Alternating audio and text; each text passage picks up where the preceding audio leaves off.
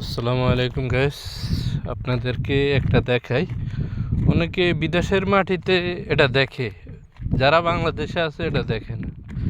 দেখেন, আমাদের বাংলাদেশে একটা ঘর যদি দূরে হয়, এই একটা ফিলারের লাই বহুত টাইমের প্রয়োজন, টাকা লাগে, আইব এই হেই মানে নানা রকম বংশন, নানা রকম কাহিনী করে। ফিলার আইতে হইব, এত টাকা দিতে হইব, এত টাকা দিতে হইব। আর দেখেন এসব দেশে দেখেন এই জায়গায় এখনও কোনো ঘর নাই।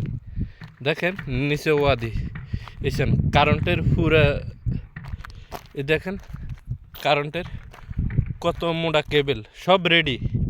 আপনি এই যা ঘর হইব এটা করে কইবেন, কারেন্টের লাইন দিয়ে যাবে। এসেন আর একটা কোনায় দেখাইতে আছি, দেখেন ওই একটা কারেন্টের বক্স, এই দেখেন।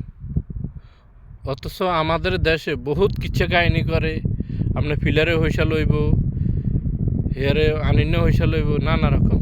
কিন্তু সিস্টেম একটা ঠিক বাংলাদেশের লাগে, আপনার ফিলারেতে যে ওয়্যারটা লাগবো ওটা আপনার কিনে লইতে হবে। এনও সেম, যেটা আপনার এই বক্সেতে আপনার ঘরে যাইবে ওটা আপনার। কিন্তু দেখেন এই দেশে এই জায়গায় কোনো ঘর নাই, অথচ বক্স পুরা জায়গাতে আছে। দেখেন এটা একটা ওয়াদির ভিতরে এই জায়গায় কিন্তু পানির চলাচল। ওকে, দেখেন